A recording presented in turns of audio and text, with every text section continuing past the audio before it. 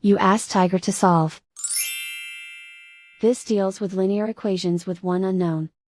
The final result is c equals -1. Let's solve it step by step. Group all c terms on the left side of the equation. Subtract 8c from both sides. Group like terms. Simplify the arithmetic.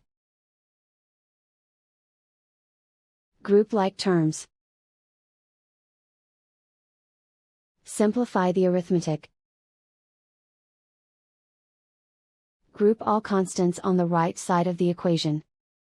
Add 7 to both sides. Simplify the arithmetic.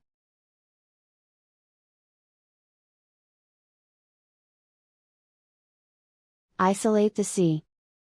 Divide both sides by -3. Cancel out the negatives.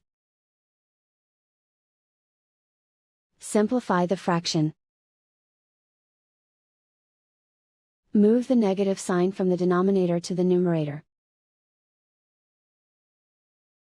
Simplify the fraction. And so the final result is c equals -1.